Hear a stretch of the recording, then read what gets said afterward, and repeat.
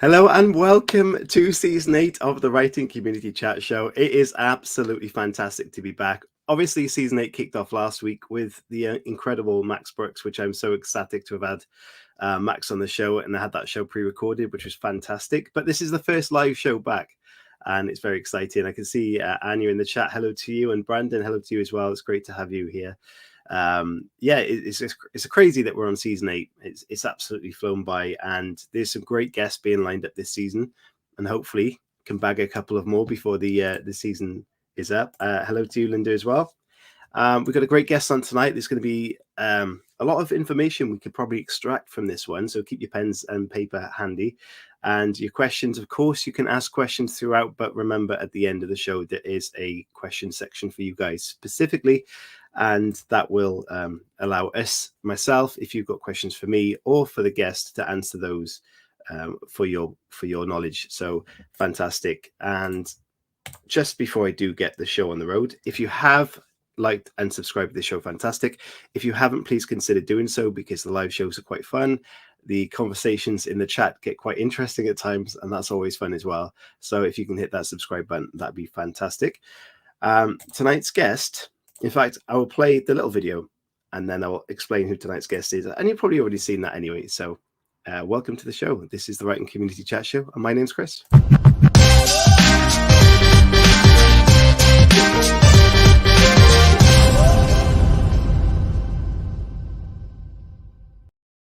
Okay, so tonight's guest is a non-fiction author. We don't have too many of those on. He has dabbled in the older fiction, but mainly non-fiction, so that's exciting for us. He's from Ireland, and he has He's written for Forbes and appeared in publications like Lifehacker and Fast Company. His books focus mainly on writing and creativity. He has lots of writing courses on his website, which, by the way, the link will be in the description of the show, so please check it out. It's a very good resource for writers. There's plenty of blogs on there and tips that really, really do help. And, of course, the courses themselves. His latest book is about becoming a father, so slightly off topic, and I'd be interested to find out why that's gone in that direction. And let's get him on, and I'll stop rambling on. Ladies and gentlemen, please welcome Bryan Collins. Hello, Bryan. Hi, Chris. Hi, everyone. It's really nice to be here to talk to you tonight. It's fantastic to have you on the show. It really is, and thank you. I can't believe how much I just rambled and completely lost where I was in that introduction there. How are you doing? I'm good. I actually am from Ireland, so your introduction was spot on. And while I was in the green room, I was admiring your beer can that has your logo on it. Where can I get one of those? Oh, fantastic. There's only a couple of these left. That was the Bison Beer Company when I had a little Harrogate tour, which was fantastic, sponsored us a few beer cans to give out. And there was a little story behind that kind of went a bit south, but it is a lot of fun. If you want to watch it, it's on YouTube. It's quite check it out. It's pretty amusing, but we nearly got in trouble for that one. But yeah, great. Thank you so much for joining me. It's a pleasure to have you here. And as I said, your career is kind of interesting to me because there's many different avenues into writing for you, and it's kind of taken a little turn now, and possibly fiction, non-fiction could be the next goal. We're not too sure at the moment. So before we get into your books, I'd like to find out exactly how writing became something in your life, and the audience do kind of appreciate this story as well. So if you do have a backstory there, we would love to get to know it. I do have a quick video for that introduction, so I'll play that, and then if you could start us off by letting us know how you got into writing in the first place.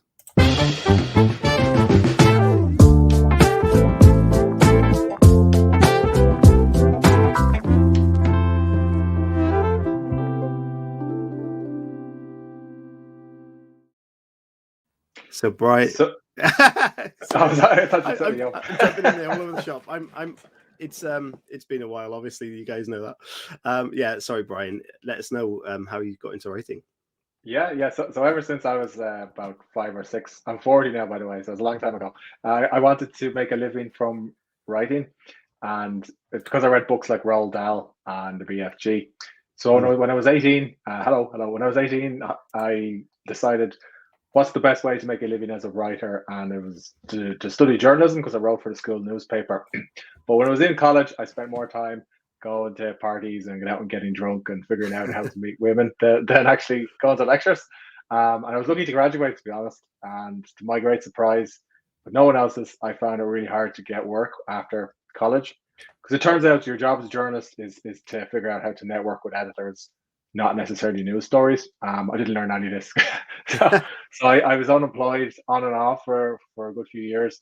Well, I had other work, but not in writing. So I had a few freelance writing gigs that I picked up in my mid-20s, just around the time our first son was born. This is a feature in the book, which I can talk about later.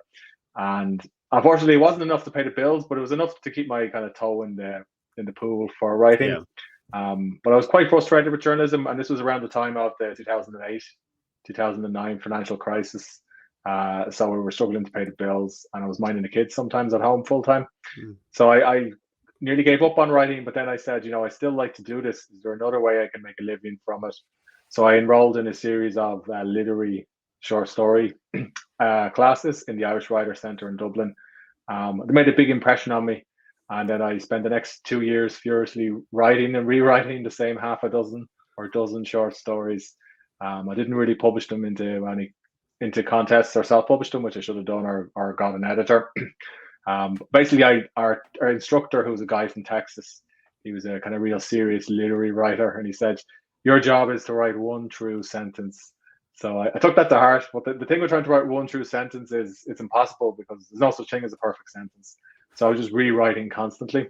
And after 2 years, I got shortlisted in a few competitions.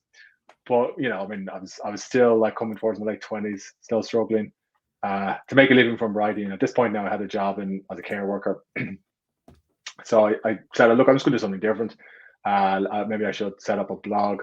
So I set up the Irish version, or tried to, of Lifehacker, which is a big tech blog, or was back in the late 2000s, early 2010s. And I started writing articles about Excel tips and tricks. Yeah. And to my surprise, I started getting traffic. But then I was like, I don't want to be the Excel guy online. And also, it's really hard for one lone ex-journalist to compete with a big media organization like Lifehacker, which Lifehacker is just dozens of journalists who write for it. So I said, well, what's the one thing I do know about? And that was writing. So I launched a new site called Become a Writer Today, as like a side creator project. And I was kind of pleasantly surprised when, over the course of about 5 or 6 years, it turned into a part-time gig, and then a part-time business, and then a full-time business. And it helped me get a job as a copywriter for a software company. And I was there for about 8 years on and off, but I left that company last year. So now I'm working full-time on Become a Writer Today. So that's an overview of my writing journey so far. That's fantastic.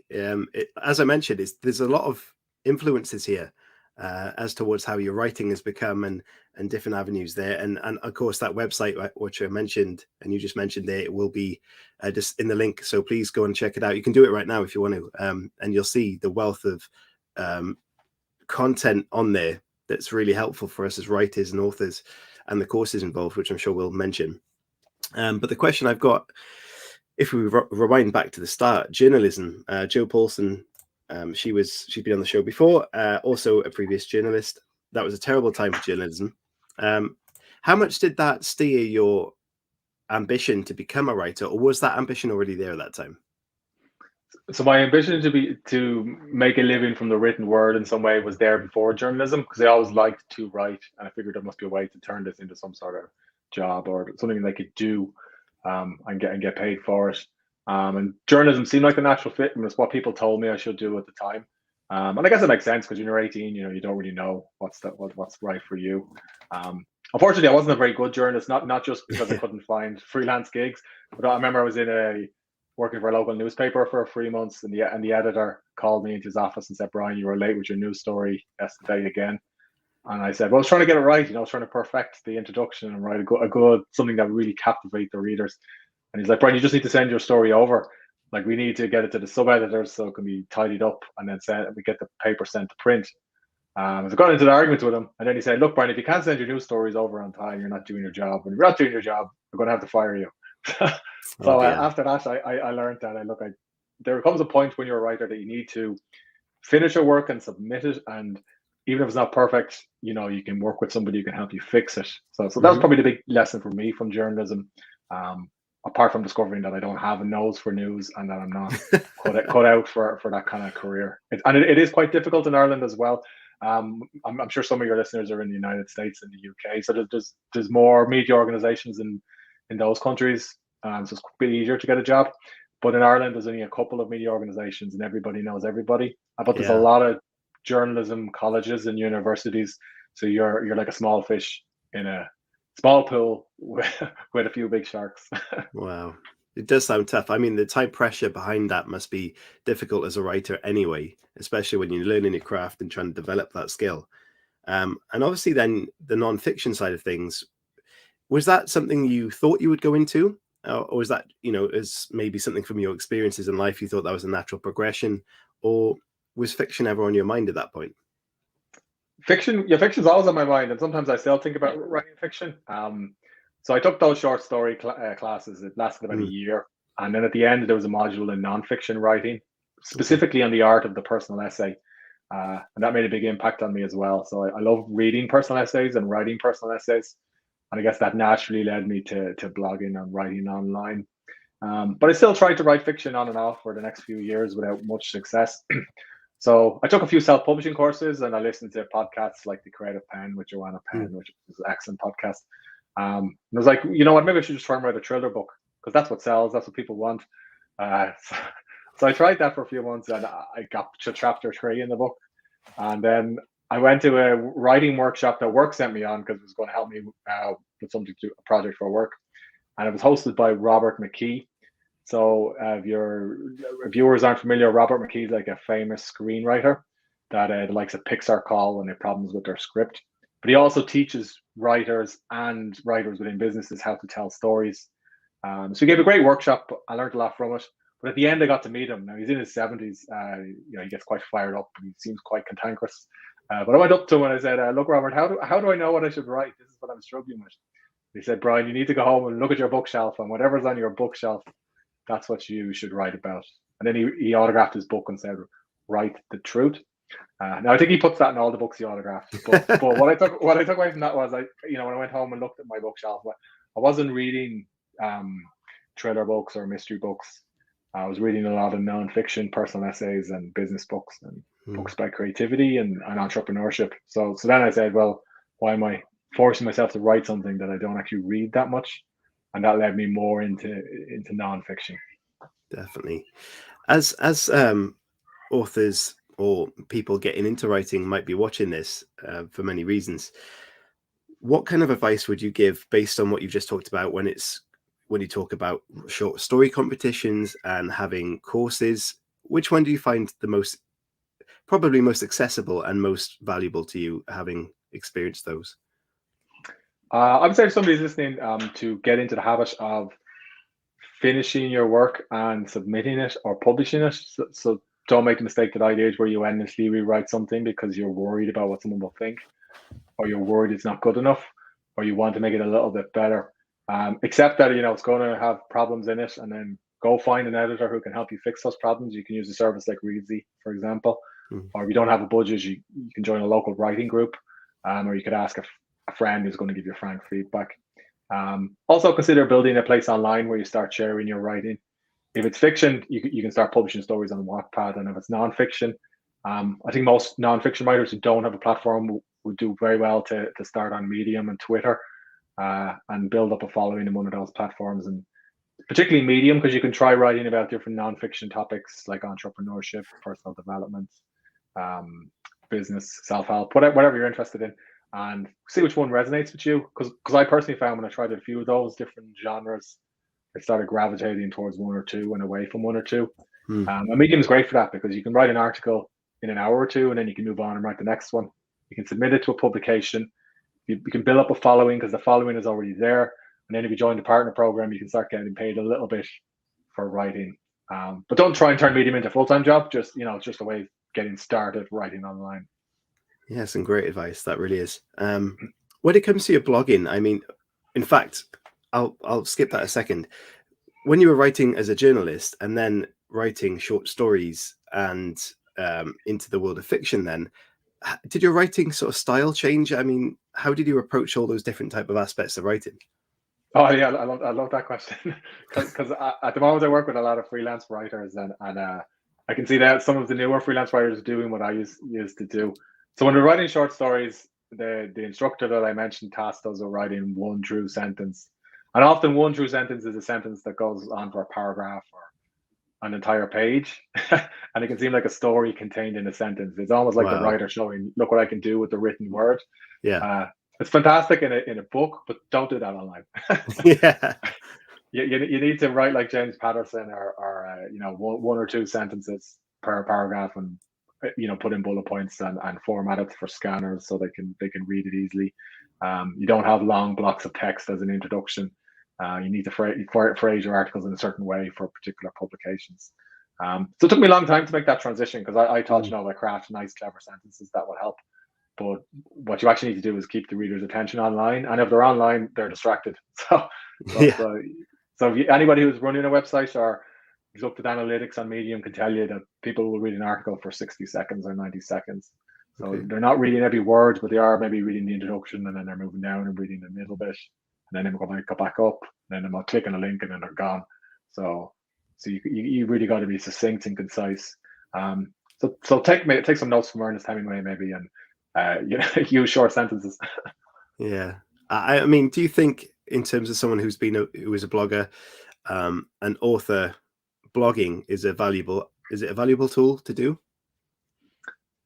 Yeah, a lot of people feel like it's too late to start a blog, and in some ways it is quite difficult because there's hundreds of millions of blogs, and a lot of them don't have a lot of great content. But if you're a writer, you naturally have something that other people don't, and that's an ability to express yourself or talk about an idea through the written word. Um, and writers forget that that's quite difficult for people who don't write regularly. Because when I was a copywriter for a software company, that sometimes people would email me and ask me to like write a sentence for a sales page or a report, and it would take me 120 seconds. And I'm not saying that because I was any particularly good at it. Any Mm. person on the team who wrote could have done it, but those who didn't write, like who worked in other areas of the business, were always like, "This is like some wizardry."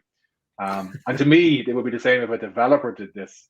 You know, they would fix something on a web page, and I'm like, "How did they do that?" So don't forget that if you are a writer, you have something that people who don't write have. And to go back to blogging, yeah, it does help if you build a platform somewhere else first. So like Mm. Medium or Twitter. And then once you have a following, start directing people back to your website and your email list. And that way it gets much easier. Um, I would also say that if a writer is listening and they want to start a site, your superpower is to learn the basics of search engine optimization. And that will give you a huge edge because you can create content much faster and cheaper. And if you can combine that with a knowledge of what people are searching for, and an understanding of what you want to write about. So you can't just blog about everything. You have to pick a topic. Then you can build a site that will grow. So those, to summarize it, because that's quite a lot. If you're going to Mm. start a blog, it can't be just about what you did every day. It needs to be about a topic like entrepreneurship. You know, you're going to have to roll up your sleeves, write content consistently, and write content that people are searching for. And Yeah. then you would have an advantage over others. It sounds very interesting, and kind of similar to being an author platform, similar to the blog. You need to build that, I think, that presence first, and then introduce. Or do you think that if you are writing a book, then you can release that without having that presence? Is it better to start with the presence first? Yeah, I suppose I've done both. Sometimes I've written books and released them without necessarily writing enough articles to test the idea online. That can be challenging because you have to figure out how to sell the book, and that means using, excuse me, Amazon ads or Facebook ads. Mm. Um, Whereas if you have an email list and you have a platform, that can be much easier to use to sell your book. So to give you an example, so I've written 5 or 6 books over the past few years. So if I write a book about the craft of writing, the email list for Become a Writer Today, if I say I've written a new writing book, it's natural that would lead to sales. You know, it makes sense because people are on email lists to get writing advice. But a couple of years ago, I wrote a book about getting things done at work because at the time, this is something I was writing about for Forbes as a freelance writer. So I sent information on that book to my email list, and it was crickets because they weren't on the email list to learn about how to get things done at work. Hmm. So in that case, the audience wasn't much. much help. And the book didn't sell too many copies, but the way I did sell a few copies was more through ads than, I suppose, organic content marketing. I mean, marketing is a massive minefield for indie authors, and we've talked about it on the show. We've had guests come on and had discussions about this. And it's one of the biggest things that hit me in the face when I released my book, self-published my book, that I thought I'd done the hard work. I've put this together and now it's ready to go into the world. And at that point, you realize you've got a ton of work to then do and trying to figure out this whole world of marketing. And so many people resonate with that. Is there any advice you have as someone who's done it, and knows about SEO? How can we utilize marketing a bit more effectively as an indie author? Well, I suppose there's some practical things you can do. You have an email list, and if you're publishing a book on that topic, you're engaging your list regularly with updates in your book and asking them to buy it and creating bonuses to encourage sales. Secondly, it's learning the basics of Amazon ads. Like, they do work for selling books, or if you have a budget, hiring someone who can help you do that. Then I suppose maybe to step back a little bit. So I have a podcast where I've interviewed a lot of fiction and nonfiction authors, and I've asked them variations on the question you asked me there, Chris. Mm-hmm. And what I've discovered is a lot of the fiction authors who are successful have a huge back catalog of like several dozen books, or they have a series with like 10 or 11 books in the series, and that's how they're earning a good living. It's not necessarily from writing one thriller book or one romance book. And they're releasing books consistently, every few weeks, or because and once they get to a certain point, they're able to do it full time. So that's how they're able to sustain that publishing workflow. And then for the nonfiction authors, so this probably more appeal to me, that I've interviewed, they're not releasing books that often, but what they have is a wider kind of business that their book fits into. So they might write a book and then it would grow their email list, and then they may have courses, or they might offer public speaking, or they could consult. So for example, I interviewed Neil Schaefer, and he was describing how his book helps him land consultancy gigs for his corporate clients when he writes a book every few years for this reason. So he doesn't rely on a $5 or $10 book sale. He relies on it as a credibility builder. Wow. And that's how he's able to earn a living from writing. And there's plenty of authors or nonfiction authors who use that model. I guess, especially with nonfiction, you've got the ability there to create something as a how-to guide as well, and an instruction kind of manual or something as a reference that can be used in colleges or in a workplace and as something to refer back to. Whereas often a fiction story, once you've read that story, you've kind of finished with that, unless you're really into it that much you want to do it again. But that sale's already been made. So it could be much more accessible to use nonfiction as an avenue if that's your or in your arsenal, I guess. Yeah, and if you're writing nonfiction, it naturally lends to also publishing your content as blog posts and articles. Now you can't just publish them verbatim. But you have to make some changes if it's a blog post, or other way around if you go into a book chapter. So that's harder for if you're writing fiction. You can't really use fiction chapters as articles unless you write about the process of writing a fiction book. Your point there about permanency is a good one. So I find that blog posts and articles don't have the same sense of permanency because the rankings can drop or the topic goes out of date. But if you write a book, even if it's a nonfiction book and it's a how-to book, people will still refer to it, months or years later. Sometimes I get emails from people about a book I wrote like a few years ago, and I'm like, I don't even remember writing that when they ask me a question. But like to them, it's fresh because they just read the book. Yeah. So that's something that books do that a blog post or article never will. They have a sense of permanency that stays in people's minds. Fantastic. Before we jump on to the second part of the show and find out about your kind of latest work and what you might be working on, let us know about your website then, and especially the courses involved on there that are listed, and the advice that you can find on there, because I do think it's a valuable tool that people should go and check out. Oh, thanks for asking. Yeah, so it's becomeawritertoday.com. Become a Writer Today. And if you land on the homepage, you'll see that I give you a free book of writing prompts, which you have at the top of the screen. And also there's a podcast that I have under the same name. And if you're interested in hearing me interview authors and ask them about the writing process, just look up Become a Writer Today on iTunes, or you can use the podcast link on the site. Yeah, I think your latest episode was all about SEO as well, and that's one of the reasons that prompted me on asking you about that earlier. And you mentioned it. It was again, it's something that I just don't think writers really talk about that much, and it's something that could be a much more valuable tool. When it comes to the courses on there, you've got quite a few listed. Are there any that you would recommend that people get into?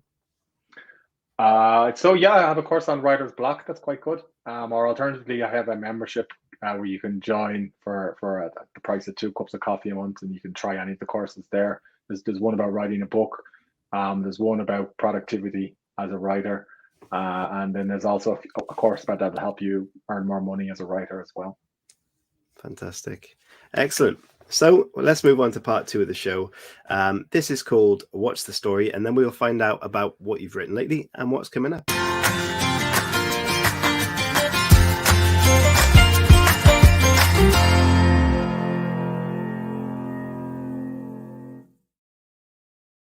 That was the swiftest motion I've ever seen on a little video break there. Bryan swiftly grabbed his book and had a drink before you even noticed. Oh, fantastic. Okay, Bryan, I noticed you grabbed, I'm guessing it's I Can't Believe I'm a Dad off the shelf. It is. Yeah. No, thanks for asking about the book. So you did touch on a good point there about why did I write a book like this. So it's a memoir about when I unexpectedly became a dad when I was 25. It's a kind of a story-driven parenting book. It's basically everything I wish that somebody had told me when I found out my partner was pregnant over a pint of beer, and not the stuff that you read in I Can't Believe I'm Expecting. So it's not a scientific book. It's more like the emotional arc of a dad. The reason why I wrote it is I wrote it during the lockdown. So we were on a pretty long, painful lockdown in Ireland. So I wanted to create a project that I could use to forget about it. So I was delighted to work on that for a few hours every night for a good chunk of last year. So that was the first reason. The second reason is I had all these kind of parenting stories that I put in a journal. And I didn't really want to set up a parenting blog or a parenting website, but I wanted to do something with them. So I thought this would be a good creative project. So I didn't write it to sell courses or public speaking or all those things I talked about there a few minutes ago. I just wrote it because I wanted to do something that was creative, kind of like a passion project. And I really enjoyed writing it. I guess I didn't set any goals for sales or anything with it. It was just something fun to work on. And actually, it coincided with when I quit my job. So I felt like I was finally writing full time because my business was ticking along on the side, and then I was able to work on a passion project. So I suppose I was living the dream for a few months. Yeah, the reviews are fantastic for the book, and they talk about being witty and emotional and engaging. And fathers at the time, I wish they had the book earlier. How did you create something so personal yet relatable to other people as well? Yeah, that's a good question. So I suppose it was the personal essay classes I took years ago. I always felt like I never done something public with all the kind of personal essays I was writing in a journal. So that was what I tried to do. The second thing that made a big impact to me is I took a course on masterclass.com by David Sedaris. If anybody's not familiar with him, he's like a fantastic American humorist. I think he lives in the UK now. Anyway, he has in the course he talks about how he writes his essays, and basically what he does is he writes up a 1,000-word plus journal entry every morning, but he writes it up like a scene in a novel. So he has dialogue, character descriptions, settings, location, an arc. People change. Like it's like a short story he's writing every day, and he turns that into his essays, and then he turns them into talks he gives on the radio and also into talks he gives in public. So when I saw that, I was like, wow, you can actually take what you've written in the journal and you can turn it into something that's not necessarily a journal entry, because you do have to rework it and tie it together with a central idea. So when I saw that, I was like, maybe I could try and do something like that. So that was the second way I approached it. So basically I have a story in each chapter, and then at the end of the story, I have a kind of a takeaway about how it relates to parenting. And then I have a couple of tips then as well. Did you find like your audience might have got into this book despite being a previously nonfiction audience? It's quite similar to what I'd said about the working book. So I've sold more copies than that previous book, but I wouldn't say I wouldn't say like an email list full of writers who want writing advice. was clamoring for a parenting book. So I am using Amazon ads to sell it. Okay. And I just talk about it as a project as well. I'm just wondering from like a personal appreciation of the author that they may have seen, yourself on your website or on your podcast and stuff like that, that maybe you might have been able to get away with sending the same email list or the nonfiction email list and saying, look, I've just done something different. Would you consider that, or would you advise not to do that? No, I did email my list and said, look, I've written a new book. Here it is. Okay. This is what it's about. And I talked about it on a podcast episode. I didn't do a huge promotion. A few people did email me back who've been on the list quite a while and said that they bought it. Yeah. I didn't track I know I probably should have done this, but I didn't track where the sales were coming from. So it's a bit hard for me to tell, to be honest. Yeah, I imagine if you've bought or read a few books from the same author, you might be invested in the author a little bit to want to buy that and read about your personal life anyway. Yeah, no, that's a good point, Chris. And like many authors have a back catalogue, and somebody buys one of their books and then they pick them all up. Yeah, fantastic. So the question is then, nonfiction into fiction, short stories, and blogs. What's next for you in terms of writing? Yeah, that's a good question. So at the moment, I'm Become a Writer Today, or maybe I'll step back a second. So I used to write all the articles myself, every week, and then when it became more of a business, I wanted to write about other topics related to writing that I didn't know, I wanted to publish content about other writing topics that I didn't know much about. So as an example, I wrote an article about grammar 3 or 4 years ago. I'm not a grammar expert. But the article got traffic and a few emails from people who pointed out mistakes. So it's like, okay, well, Google thinks that the site, is knowledgeable about grammar. I need to publish more topics related to grammar. So I found a freelance writer who publishes articles for me each week on grammar. And I have another freelance writer who reviews writing software. And there's a few other topics that I cover on the site as well. So what I'd like to do is turn the site more into an advice or resource for writers of different types. So nonfiction. At the moment, I'm working with a guy who's self-published more than a dozen thriller books. So he's writing articles about thriller books that I couldn't write because I don't write thriller books. So I'm turning into a writing resource that I'm not the face of. So it's a site for writers, and when they Google something like how to do X or how to write a thriller, an article from the site will potentially appear. Fantastic. I definitely need to read the articles about grammar myself, because that is behind the whole reason I'm technically rewriting my first and second book with an updated ability of my own and grammar software that will improve that book that I released. Did you kind of feel that you had to change or improve your writing style along the way, or have you always kind of just been quite natural at it? When I wrote my first book, it was a book of productivity for writers.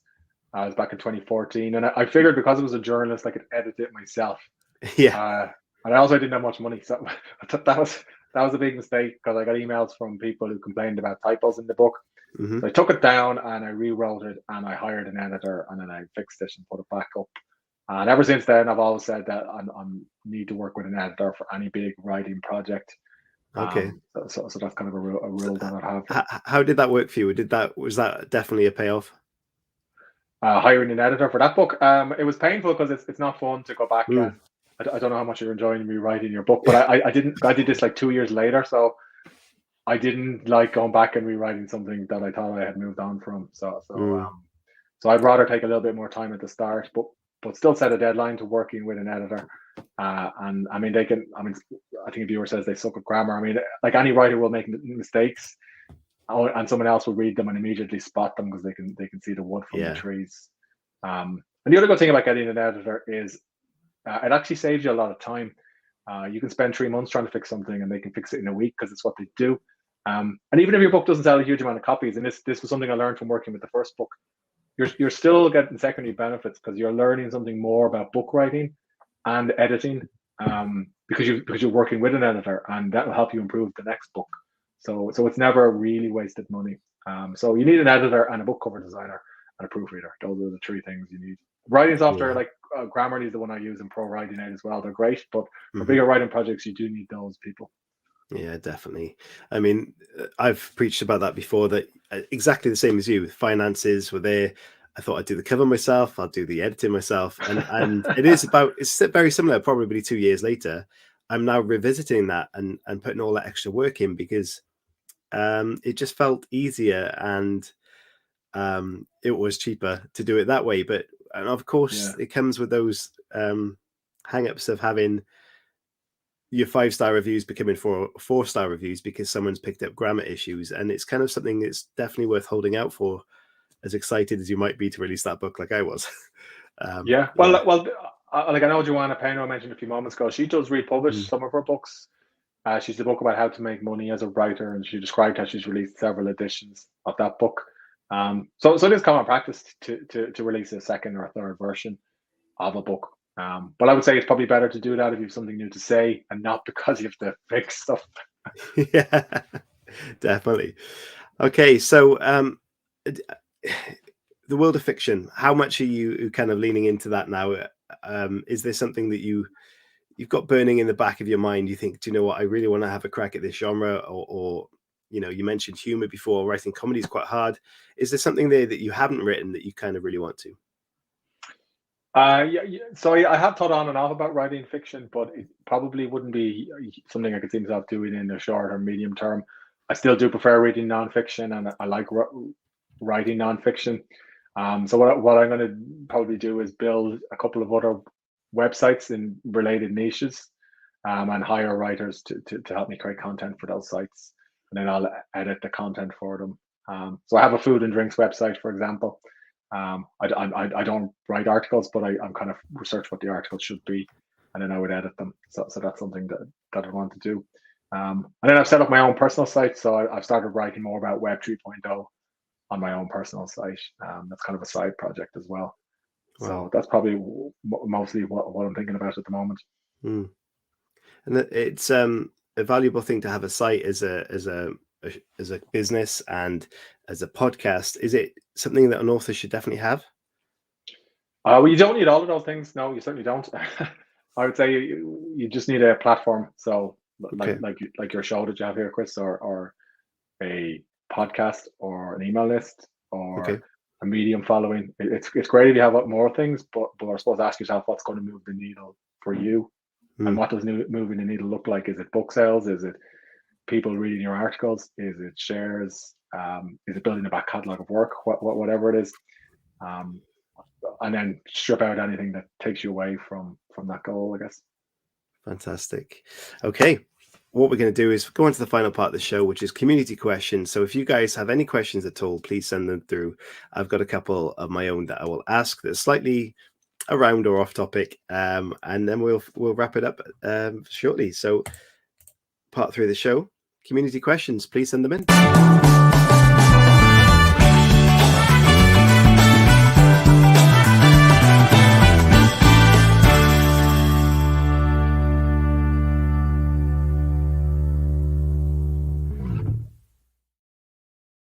So, Bryan, I'd say the first question I kind of want to ask you is, what one writing tip would you give for the audience to listen to that you think would be valuable for you to have heard when you were beginning your writing journey?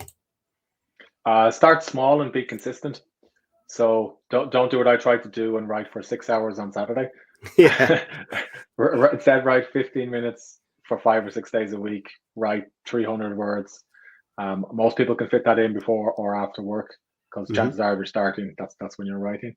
If you do that for a week, you'll have 2,000 or 3,000 words, because chances are some sessions will go better than others. If you do it for a month, you'll have more than 10,000 words, and if you do it for 3 months, you'll have the first draft of your book, and you'll have a writing habit, so you'll be able to go from there. It makes me feel bad when you say that, because there's sometimes I just have weeks off and I think, it's got you build it up, when if you're just doing that little step every day, it really does work. Well, sometimes you need to take time off to recharge. So I'm not advocating never taking a break and collapsing face down in your keyboard. But if you're starting off, start small rather than trying to write for several hours and then feeling bad when you can't do it. Yeah, definitely. That's what I need to learn this year. Okay. If you could take a character from fiction, this is open to TV, film, books, literature generally, and write that character into anything at all, or add it into an existing story, what character would you take and why? Maybe Tyrion from Game of Thrones. Okay, interesting choice. He's a great man for getting things done behind the scenes and never getting any credit for it. So it'd be interesting to hear his perspective on how he managed to accomplish so much in the face of such adversity. Yeah, definitely. Okay, attached to that question, it could be a similar answer here. If you could change the ending to anything, TV, film, literature, fiction, books, what ending would you change and why? I like the ending for Game of Thrones. I think it gets a bad rap. Why? Yeah, I know. When a show's that big, you're never going to please No, everyone. of course I not. probably changed the ending to the last Star Wars trilogy. It started out fantastic with the first film, and then it went rapidly downhill. And the third film is just a derivative of the first film, which was arguably a derivative of the original series. So. Yeah, amazing. Well, this is an old question of the show, but Star Wars or Star Trek? Oh, that's a probably Star Trek.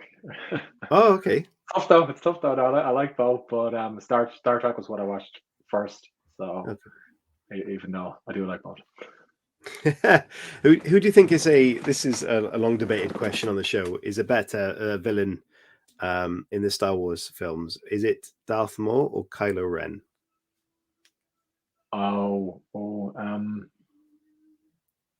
Probably Kylo Ren. He's more fleshed out than Darth Maul. If I remember correctly, I haven't seen it in a few years, but he doesn't say very much.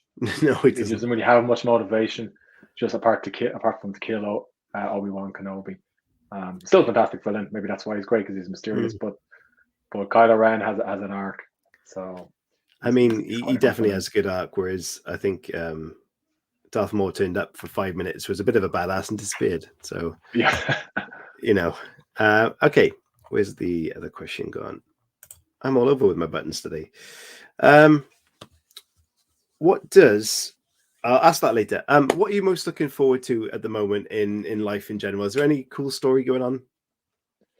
Outside of writing online, all that kind of stuff? Either or? Yeah. Well, I suppose online, from a work point of view, I'm really looking forward to seeing how writers start to use NFTs to build relationships with their fans and readers. I've seen a lot of artists do it, and not many writers do it. And I understand there's a lot of skepticism because it seems a cash grab and quite technical. So I'm looking forward to seeing how the space changes. Outside of work, I'm looking forward to doing a triathlon later this year. Wow. So I hurt my foot, so I can't do a train at the moment. But I'm frantically watching YouTube videos and not putting anything into practice because I hurt my foot. So, but that I am looking forward to training for that this summer. So. Yeah, I did notice on your website you were into training. Triathlons is something I've not done yet that I want to. And my uncle, he does Ironman events, so it puts me to shame when I think I can't do a triathlon. But how much are you into your training? Is it something that conflicts with your writing life? Well, I've ran for years, so I really enjoy running. And I find it's quite helpful for writing because when you're sitting at a desk all day, you can get quite lazy, physically lazy. And also, I got sciatica from sitting at a desk for hours. So that's one of the reasons why I took up running years ago. Physio told me I was spending too much time slumped over a keyboard, and that's why I'm at a standing desk as well. So I've run for years, but I wanted to do something different. So I haven't done a triathlon before. So that's why I picked. Oh, fantastic! But I do find that if I'm stuck on something and I go for a run, it's much easier when I come back to fix the problem. Okay. Oh man, a standing desk does sound a great idea. I think I would be into one of those. Yeah, no, I love it, Jed. You can sit at it as well. So. Okay. If people watching, please send in some questions. We've got one from Anya. Hello. And is there any type of book that you wouldn't want to write, or any specific genre that you'd stay away with? Any specific? Probably cozy romance. I don't think I do a very good job writing cozy romance. I wouldn't understand the genre or the niche or what readers would expect. And I wouldn't have the staying power to get past the first chapter. Yeah, not for you in the romantic section. Okay.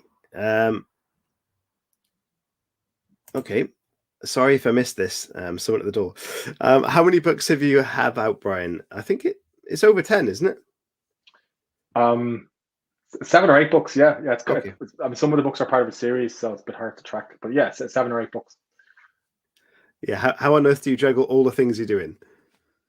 Oh yeah, it's a cool question. So I've been writing like books for like 7 years. So if you do something consistently for a few years, you naturally will have more books and articles to point to.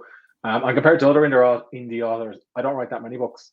Some romance authors release books every 6 or 7 weeks, Mm. and their books are 60, 70, 80,000 words. So that's worth pointing out. The second thing is if Joanne was asking about the websites and writing and so on. So I'm doing this full time now, so I do have more time to do it. Mm. It was a challenge when I was doing it part time. I was working 80 hours a week, so that's one of the reasons why I left my job. Wow, that is a lot of effort going into that. What was the last book or film that you've read or watched? The last one that I really enjoyed, because I think I've seen one or two since, it's probably the last Spider-Man film. Okay. Just think they kind of nailed what a superhero film should do, and Wow. a nice Okay. bit of fan service, but it didn't get in the way of a good story. I've not got around to that yet, so you just made me a bit more intrigued about that. Okay. Funny question. What would you sing at a karaoke night? What would your choice be? I can't sing at all, so I will be singing at the back. But I Just did go to Japan years ago, and we wow. drank too much sake, and I sang that song with two friends, karaoke, because you have to. You're in Japan. I want it all, so I think we Nice. murdered it. How was Japan? Because that's for me. I don't think it's something I'd like to go and to visit. I think it's too crazy for me. It's very safe. So I was fantastic Yeah. city, Tokyo. Also, there's a different culture to what you would get in Europe. Like we had a great time. I'd love to go back, but I don't, like, we were there for 2.5 weeks, but I don't feel like we really saw the real Japan while we were there. Mm. They're very welcoming. The food is fantastic, and yeah, just sometimes you come across crazy things like robots, and um, it's definitely an interesting country. Also, they do fantastic green tea. Wow. Excellent. Okay, so let's talk a little bit about podcasting and what tips you could give someone for podcasting or getting into getting into podcasting. Yeah, so I've been podcasting for 2+ years. I originally started the podcast as a way to get website traffic, which seems a bit weird. So I thought if I turned articles into podcast episodes, it would be a natural fit. Turns out it wasn't. I switched the podcast format to an interview, and the format that naturally emerged over the course of 100+ episodes was interviewing authors about the writing process for 30 minutes. So for the first 5 minutes, I'll talk about what I learned from the author, because I'll record the introduction afterwards. Yeah. Then I'll ask the author how they got started writing, kind of like what you asked me there to start, Mm. Chris. Then I'll ask them about their latest book or their latest work, how they wrote it, and what their process is, and what their tools are. And then for the last 5 minutes, I normally go off script. If somebody's going to start a podcast, I just be clear why you want to start it and who your audience is. The other benefit is, if you're a writer, it gets you talking to other people, which not all writers get to do. So, and you get free consulting because you can ask more experienced writers questions. Absolutely. And of course, you get to interview a lot of great people from different backgrounds, which I Yeah, absolutely love doing, and finding out funny stories about going on holidays. I got a good tip from Tim Ferriss. Not I didn't speak to him now, but it was on his show. He said that if you're starting anything like a podcast or video channel, it doesn't have to be for life. You can do a dozen episodes and then decide if you want to continue. Mhm. So that's good too. Record a couple of dozen episodes and then decide if it's for you. Yeah, I guess that's similar to being an author as well. You know, you don't have to write if you just wanted to write the one book. You don't have to think, oh, I need a series now. You could just write that and see how it Yeah. goes. Yeah, don't commit to too much, I guess, and see how it goes. Um, Joe says, can you please repeat the site name? I will leave this in the description as well, guys. But Bryan, you're welcome to go and do that again. Yeah, it's becomeawritertoday.com. Becomeawritertoday.com. And you'll get a book of writing prompts on the homepage. And the podcast is the same name. Yeah, definitely. You mentioned about superheroes and Spider-Man being a good superhero film. What's your favorite superhero? Used to be Batman, but then I got put off by all the latest DC movies. Felt like they completely overdid the whole tortured superhero angle. Yeah. Um, So probably gravitate more towards Spider-Man because my daughter likes Spider-Man as well. I think there is a new Batman on the way though that looks. There is, it's a big yes, different that's in the twist. trailer. Yeah, but they've pitched it as a dark, moody Batman. So the trailer looks good, but I'm still thinking, well, how is this different to the last 4 Batman that we've had? Yeah, I mean, how many times can you rebrand a character? But I hope it's good. I hope it's better. Definitely. Brandon says Iron Man. Iron Man is great too. Yeah, no, I'm a big Marvel fan. And Joe just keeps saying Batman. Batman. I used to say that. Yeah. What does literary success look like for you? I know you're working a lot on your business, and that's kind of probably in the forefront of your motivation. But when it comes to writing, what would be the ultimate goal for you as a writer? Yeah, you used an interesting word there, literary success. So in my 20s, I thought that was winning writing contests and getting book deals and getting your name in the paper and going and having a big book launch. That's not really what writing success will be to me now. Now it's just the freedom to work on a creative project without having to worry about what the consequences are, like whether it'll succeed or not.